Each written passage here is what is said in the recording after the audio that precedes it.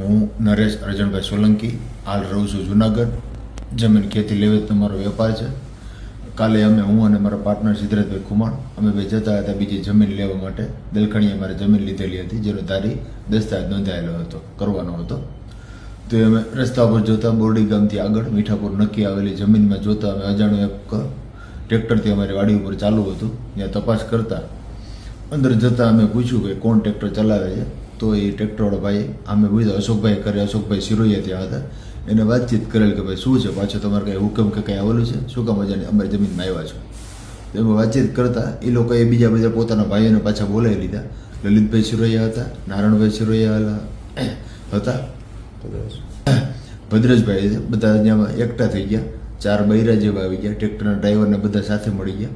અને પછી અમે ઝીણા મોટી વાતચીત કરતા હતા કે ભાઈ શું છે આ છે કેસ કબાડે તમે જીતી ગયા છો કે શું છે એવી જૂની ચર્ચા અમે કરતા હતા. તો કે ના જમીન અમારી છે એવી બધા દાવા સામે અમે કરેલા વાતચીત કરતા. પછી અમે કીધું કાંઈ વાંધો નહીં, અમે પોલીસ સ્ટેશને જઈએ છીએ, ફરિયાદ નોંધાવી છે તમે અમારી જમીનમાં બિનકાયદેસર પાછો કબજો કરો છો.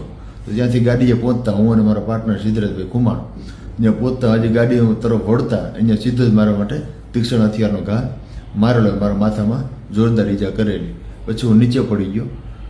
સિદ્ધાર્થભાઈ છોડવા આવ્યા તો એને પણ આકડીના ઘા મારેલા, એના હાથ ભાંગેલો, મારો હાથ પાછો ભાંગી નાખવાના પડતા ફરતા ટીકા પાટું અને ઢોરમાર તીક્ષ્ણ હથિયારથી ઘા કરવા માંડ્યા અને ફોનમાં ચર્ચા કરવા માંડ્યા. તો સુરેશભાઈ કોટડિયાનું નામ લીધેલ કે એને કીધું છે કે આને મારી જ નાખો આજે, એમ કરીને સીધા ઢોરમાર મને મારવા માંડ્યા. અને બીજા મોબાઈલમાંથી આખો મારી વિડીયો ક્લિપ એ લોકોએ ઉતારી જે મને મારતા હતા ને એ. પછી સિદ્ધાર્થભાઈ જ્યાંથી મને લોહી લુહાણ થયા એટલે લઈ અને પોતે સીધા તારી હોસ્પિટલે મને દાખલ કરી દીધો. 108ને જાણ કરેલી, વચ્ચે 108માં ટ્રાન્સફર કરીને સીધા દાખલ થયા. ત્યાંથી મને પ્રાથમિક સારવાર આપતા વધારે ઈજા હોવાથી જુનાગઢ રિફર મને કરેલો.